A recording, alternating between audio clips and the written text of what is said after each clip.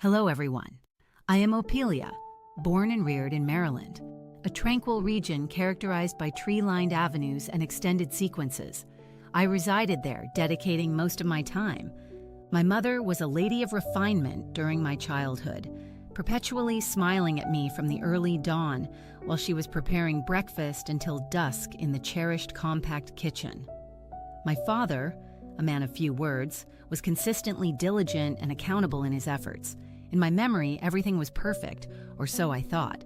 However, at the age of 15, my world abruptly collapsed, and my mother succumbed to a brief and abrupt illness so quickly that I was unaware of what had happened.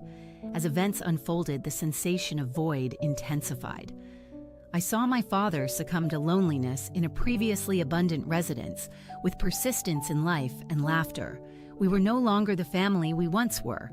Each morning, I attended school. The night I returned home, nothing had changed. The kitchen prepares the same uncomplicated foods, although my mother was no longer present at every dinner. It was just the two of us, but the distance between my father and me gradually grew larger than the size of the house. And when I turned 18, my father's remarriage was a surprise to me, even though I knew he deserved to be content once more with his new wife, my stepmother. She was a benevolent and compassionate woman. She gave birth alongside her son, Lucien, who was only 1 year old at the time. It felt strange that they were younger than me. It felt as if my life had reversed and deteriorated again. My circumstances had drastically altered, and I felt a sense of peace. It was recognized, however, that at the age of 15, my world abruptly disintegrated. My mother deceased following a brief and abrupt disease that progressed so rapidly that I did not even understand the circumstances, and the sensation of emptiness intensified as I observed my father's transformation. We found ourselves alone in a once abundant and laughter-filled house, but by the time morning arrived and I went to school, we had transformed into a different family. Upon my return home that night, everything remained unchanged. The kitchen still prepared the same simple meals, but my mother was no longer present at every dinner, consisted of merely 2 individuals. Still, the distance between my father and me gradually grew. At first, I consistently felt uncomfortable in the house. He was making an effort to fit in with this new, younger demographic, even though he had no prior experience that could cause discomfort. He remained silent, perhaps mirroring my state of acclimating to the unfamiliar. The evening situation is comprehensive. The family would assemble in the living room. Father and stepmother conversed below. Regarding work or plans, Lucien and I exchanged glances with a subtle bewilderment that compelled me to quickly disappear. My family's meals were consistently identical, slowly transforming into an opportunity for us to foster a deeper acquaintance. Yet, curiously, Lucien frequently acquired provision for me, a minor act that impacted my experience slightly typically. He was consistently reticent and refrained from conversation often, although at times he provided me with an extended more stare than usual. I contemplated whether I was excessive sensitivity or merely a younger brother's emotions toward his younger brother. However, it was indisputable that as time elapsed, an underlying presence persisted. The tension between us was that neither party discussed the emotions that ought to have been merely sisterly. But when did it evolve into anything more? It was difficult to pinpoint specific moments throughout the day when I suddenly felt my heartbeat pound. My heart raced in proximity to Lucien, and I wouldn't say I liked that sensation. Despite the loathing I felt for him, I started to see him as more than just a nighttime companion.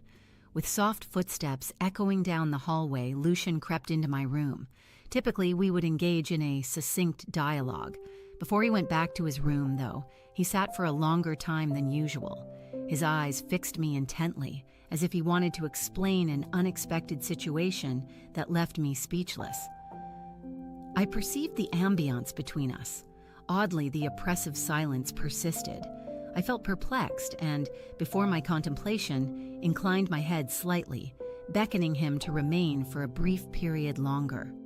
We sat in the darkness in the muted illumination, surrounded by 2 strangers who, for some reason, found Lucien irresistible. My brother possessed a certain handsomeness that I was unable to overlook. At times, I pondered whether I ought to experience emotions.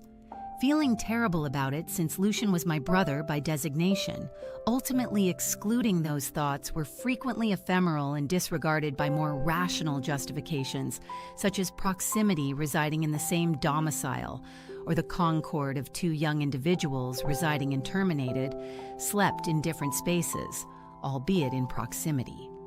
Rooms were on the second floor. In contrast, my father and stepmother slept on the first floor, which occasionally led to Lucian and me encountering unpleasant situations at crucial moments. I was a first-year college student while he was a senior in high school, fully engaged and prepared for important examinations. While we were trying to adjust to our new routine, there was an undeniable tension between us. There were evenings after school when we would sit on the sofa in front of the television, creating a soft glow in the living room. Despite this, we both remained silent and uncertain. Not only did a sense of normalcy acknowledge my feelings for Lucian, but I was unsure of how to express them. These feelings were genuine and extended beyond the boundaries of familial affection. The sensation perplexed me, yet I could not refute the assertion that each time I encountered Lucian, my heart beat quicker during moments we encountered inadvertently on the staircase. When our eyes met, there was an enigmatic quality in his gaze that I could not ignore. It was a peaceful evening. Any other evening, I suspected it wouldn't end the way my parents had, with a 5-day journey departing from Lucian. I was initially alone at home, and we expected it to be a break under adult supervision. That evening, we convened in the living room. Neither of us found the idea of starting a romantic film particularly engaging. In an attempt to find something to occupy our time, I prepared some dried squid. After a hectic week, I indulged in a small quantity of fruit and several cans of beer, making the film initiation rather simple. We were seated. We were deep in our usual conversation. However, a brief conversation and gentle laughter pierced the silence of the residence. Later, the film presented an unexpected scene of a couple fervently embracing one another for unknown reasons, to which we both succumbed. Silence. Laughter had ceased.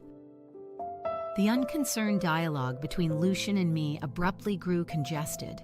It ceased to be the solace of two sisters sharing uncomplicatedly the instant I sensed Lucian's gaze upon me, longer than the customary glance, and an intense sensation began to disseminate throughout my body. Yet I remained silent, merely seated while holding a beer can in my hand as a means of retention, composed before I comprehended what Lucian had embraced me. The movements were vigorous and unforeseen, enticing. His kisses were intense, unleashing all the long-suppressed emotions. I was unable to resist. My heart was tumultuous, but my body responded in a different way. We had transcended the limits. That moment of fraternal affection, instantaneous in the darkness and silence of the room that night, was no longer ordinary. The night marked a critical turning point, a metamorphosis that I understood would never repeat the events of that evening. No constraints could refute the fact that I had experienced a profound break. I gave in to my emotions, allowing what shouldn't have happened throughout the entire night. Lucian and I bonded, surpassing all boundaries, and we didn't engage in extensive conversation about everything. It seemed to happen instinctively, fueled by a repressed desire for prolonged intimacy that we strove to uphold. But emotions supplanted it. We were unable to recall the control clearly. Anticipating the next day, as the gentle sunlight streamed through the curtains, I lay beside Lucian in the room reserved for me, the peaceful place to sleep. My surroundings remained unchanged. Like every other day, the room was silent. The light was warm, but within, something had completely changed. We remained mostly silent, only briefly exchanging glances. It's possible that we both understood it at this point in our lives and will no longer repeat it in the days to come, as my father and stepmother were still traveling a significant distance. We persisted in savoring that moment. It had now passed. Nevertheless, the feeling of awkwardness exists paradoxically in a state of comfort, as if we were a pair, Liberated from intrusive observation, individuals in love ceased to be familial for others. Dinners became intimate moments for Lucien and me alone. We convened each night, saw films, conversed, and ultimately concluded the night in the identical bed. During those days, I permitted myself to disregard reality and neglect that Lucien and I were merely siblings in the name we inhabited throughout that period, as though we were a youthful, liberated couple, devoid of any concerns arising regarding the occurrence of events, thus inherently rapidly that I was unable to altitude the sensation of being overwhelmed through our clandestine affection and prolonged evenings. Eventually, the day arrived when my parents re-entered upon their arrival. The household resumed its normal state. Lucien and I reinstated our positions. We pretended to be sisters under one roof. Nothing transpired, as though everything the personal encounter was ephemeral. I dreamt that my parents remained oblivious to their actions. While they conversed and expressed joy on their travels, Lucien and I remained seated, exchanging quiet glances, mindful that our secret must remain eternal. Over the next few months, we witnessed each other continuing our covert relationship in confidence. The secret meetings and long, sleepless nights started to become routine. Whenever my parents retired for the night, Lucien would leave early or go out, enter my chamber stealthily. We would embrace one another as though there had never existed obstacles separating us throughout the day in the U.S. We endeavored to maintain normalcy. Family meals persisted as customary, and my parents remained unaware. Lucien and I merely established eye contact. This concealed strain rendered me breathless. I couldn't breathe, but at the same time I could. The guilt was slowly eroding me, but it wasn't strong enough to compel me. I surrendered my efforts and continued to live. Despite the clandestine events that occurred each night, every moment with Lucien became so familiar that I feared I would be unable to escape. I realized that I could no longer tolerate this relationship. I began taking birth control, provide contraceptive tablets discreetly and meticulously. Unbeknownst to others, I harbored trepidation around the implications of this link. However, instead of ceasing, I chose to exercise control. I endeavored to persuade myself that it was still achievable. We would never have existed. Almost a year later, Lucien graduated and proceeded to college. He left his home and moved to a different city to continue his education after Lucien's graduation. Despite my reluctance to acknowledge that the barrier between us created difficulty, I anticipated that our connection would alter. No more clandestine evenings, no more tranquil moments together. The separation compelled us to place that friendship on hold. Although I still feel burdened by nostalgia after my graduation, I resolved to seek a novel trajectory for my life. I submitted an application for employment as an office employee in a digital environment. The position at the corporation was unremarkable. However, it provided me with stability apart from the days of turmoil and emotional distress. In the midst of the chaos, I met him, the man who forever changed my life. He owns a sizable, expansive hair salon in the city and is a calm, charismatic individual. During the initial meeting, his power and tenderness struck me.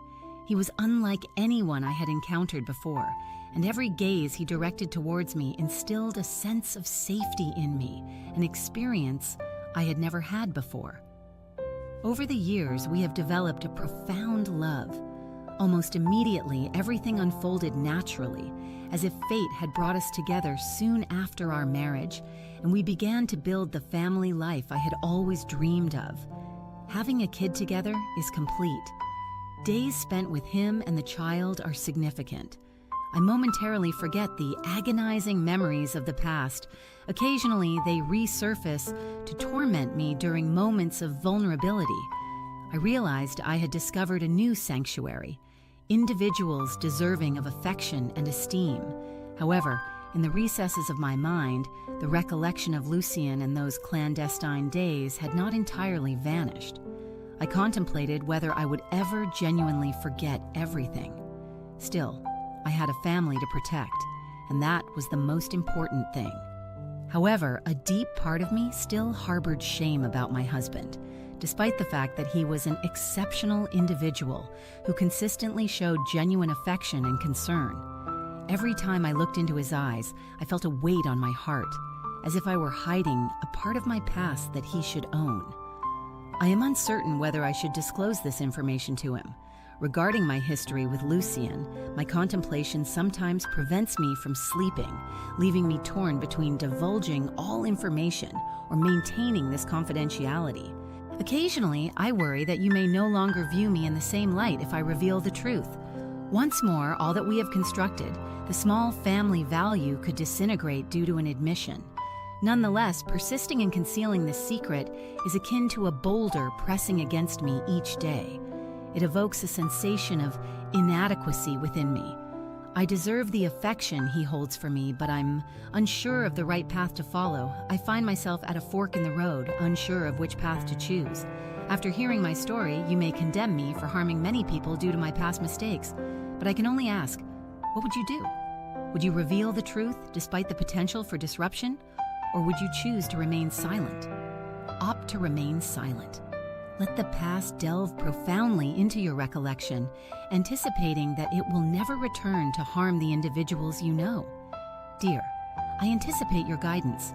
How would you handle my situation in the comments below? I admit everything, face the consequences, or maintain this confidentiality to protect my possessions. I value any counsel, empathy, or criticism due to my position at a crossroads, uncertain of which path to take.